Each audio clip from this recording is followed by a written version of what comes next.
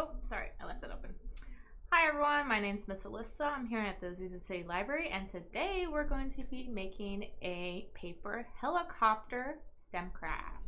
So you guys might be kind of familiar with these helicopters. They fly around in the sky, and how they fly is that little propeller right there that spins really fast and that generates the lift in order for the helicopter to go up. We are going to be making something else. We don't have an engine to spin our propellers, but we are going to have something called gravity. So gravity is what pulls us to the ground. And in order for our helicopter not just to plummet, we're going to create some air resistance or drag using flaps, so paper flaps. Now this air resistance is going to be what slows down our descent of our helicopter, and it's also what's going to make it spin, okay? So let's go ahead and get started. Let me pull up our instructions. All right, so our first step is we're going to cut out our paper template. So I think I'm just going to cut out a small one today. Feel free, I gave you guys some different sizes. Feel free to cut whichever size you want to cut out. I'm just going to do a small one.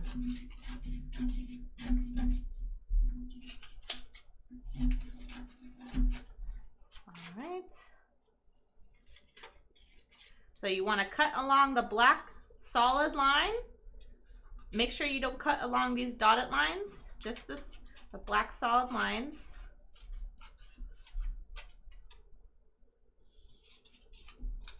Okay.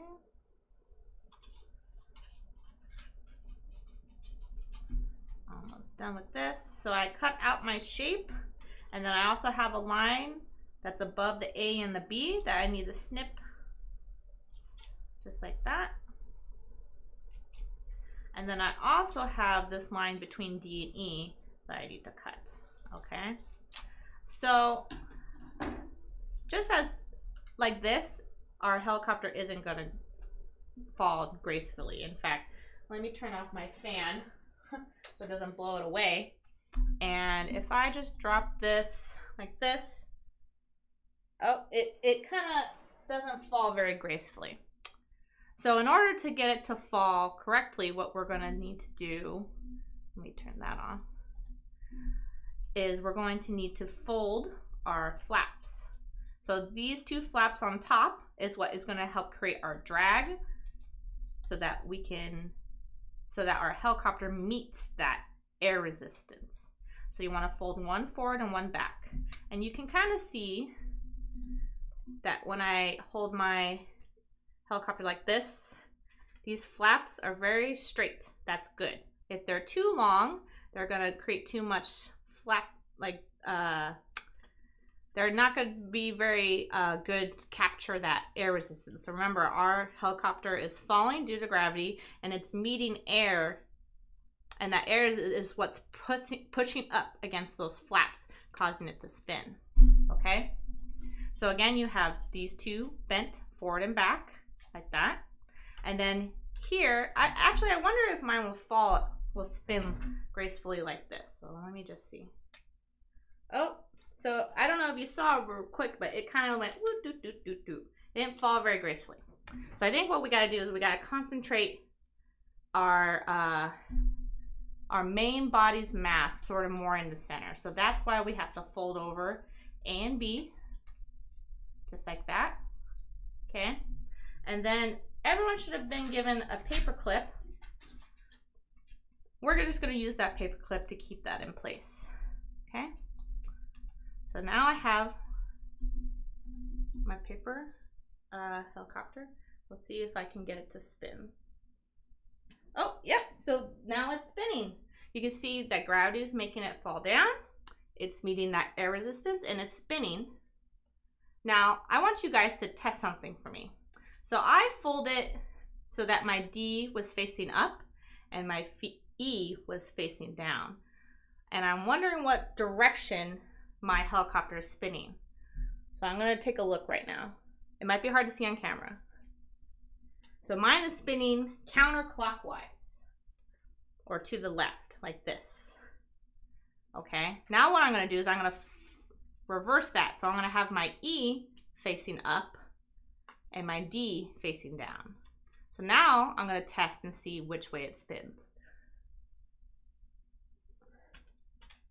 It went the other way. Hard to see on camera, but go ahead and experiment with that one yourself. So why do you think they spin different ways? And you can kind of see already that when this flap is on this side, there's a gap on this side. And when this flap is on here, there's a gap on that side. So when the air pushes up against here, there's weight on this side and weight on this side. That's what's going to make it spin this way, counterclockwise. But when I have them flipped, you can see there's a gap on this side, gap on this side. So the air resistance is hitting our flaps on this side and this side, and that's what makes it spin this way, clockwise. Now on a helicopter, I'll bring up my, let's bring up that picture of the helicopter again. So you can see that those are actually on both sides evenly. The reason why is because that turbine in the middle, it's a turbine engine, is what's spinning it. We're relying on gravity, but imagine if I had something spinning this like this, it would spin up. There's also a little bit of more engineering going on with our helicopter here. The wings are shaped a certain way in order to generate lift. If I just spun this, it actually wouldn't spin very well. It wouldn't lift very well because ours is just flat, the shape of our flaps. But the blades of a helicopter, they're kind of shaped like curvy. I forget the term, but it's what helps generate the lift. So I'm curious to know if you guys made a big one or a small one. If you did make a big one, try making a small one too. And I'm curious if you guys drop them at the same time. In fact, maybe we can do that real quick. I'll make another one real quick just because I want to show you, I want you guys to experiment with dropping them both at the same time. What do you think? Do you think they'll meet the ground at the same time? Or will the bigger one fall down faster because maybe it's heavier, maybe it has more mass, maybe it creates more air resistance? What do you guys think? These are some questions that engineers have to come up when they're designing things to fly. So I'm just almost done. I'm just gonna finish cutting up this big one. I'm gonna fold over my flaps. And then fold my center. And it's gonna be hard for you guys to see at home, but I'm going to do my best to drop these from the same height at the same time, and I'm gonna see if one falls faster than the other. Maybe I could back you guys up a little bit. Okay, so let me see. I'll move my chair.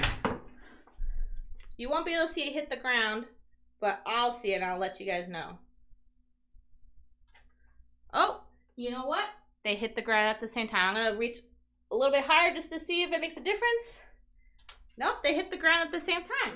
So even though one is bigger and one is smaller, gravity actually affects them the same. Gravity is consistent, it's constant. All right, the only difference is if you go way up into space and there's less gravity, but here closer to Earth, the pull from gravity is the same, and so these will fall at the same rate. They won't fall faster than the other. And you can kind of test that. If you had a watermelon and you had a little golf ball and you dropped them from the top of a 3-story building, they would hit the ground at the same time, and that's gravity. So I'll go ahead and finish up for today. That was a quick one, a nice quick craft, but you can always change your designs. So what you could do, do I have my pen? Sorry, forgot my pen. So if you have a blank piece of paper, maybe you can try making the flaps longer like that. Or maybe what you can do is maybe create a curved flap. Try experimenting and creating your own design and see how it compares to our basic design. Now, before we go, I have a couple other things. Our Peep Slime, for if you want to get a kit to take home and watch the live stream tutorial, that is full. We don't have any more spots for kits, but in person, if you want to stop by on Tuesday 19th at the library, we're doing an in-person Peep Slime craft. That is walk-ins. You don't need to register. You only need to register if you need a craft kit, but unfortunately, we're all full for craft kits. And then also this Friday, we have our Level Up. If you haven't come to one of our Level Up at the library events, they're super fun. We have Nintendo Switches and games, and we play, and it's a lot of fun. So next Friday, the 8th, and then also the last Thursday of the month, the 28th, we have 2 Level Up programs this month. And they're a lot of fun, so make sure you guys stop by. No registration required again. And then we also have our Discovery Club Thursdays on the 7th, 14th, and 21st. So this is a drop-in Discovery Club makerspace type event for kids 7 and up. Feel free to stop by the library on those Thursdays. And then we also have Baby and Bots STEAM program. That's going to be Monday 25th at 11 a.m. We're going to do a fun kid-friendly, ages 1 to 5, toddler-friendly STEM craft. And then also on April 27th, we have Dia de los Niños celebration featuring, I forgot her name, Natalia. Right. So we have Natalia. She's going to do a concert for us in the gazebo behind the library. So that is free. Stop by the library that Friday, April 22nd at 4 p.m. And we also, the next Friday, the 29th, we have a storybook festival. So we're going to be showing in the auditorium a bunch of read-along storybooks between the hours of 12 and 4. We're going to have, the schedule's not quite up yet, but we do have a long schedule of a whole bunch of different fun books that we have for free viewing. So feel free to stop by that Friday. Between that, you don't have to go for the whole 4 hours. Anytime between 12 and 4, feel free to stop by the auditorium and watch a fun read-along. And then Miss Ginger has her Tiny Tuesday story times every Tuesday at 11 a.m. They're getting pretty big, so they're lots of fun, and I know you guys should stop by those. And I also have my Storytime Little Learning Hands where I show you some American Sign Language. That is Wednesdays at 11 a.m. All right, and I just want to remind you to also please take our survey. You can scan this QR code with your phone, or the link should be in the description box. You can click on that and take our survey so you can let me know how we're doing. If you want to suggest some upcoming STEM topics, feel free to let us know on the survey. Okay, thanks again for joining me. I had a lot of fun experimenting with our little paper airplanes. This is such a simple craft, and there's so much versatility that you can do in designing your own or engineering your own paper helicopter. So I hope you had fun. Thanks for joining me. See you next time.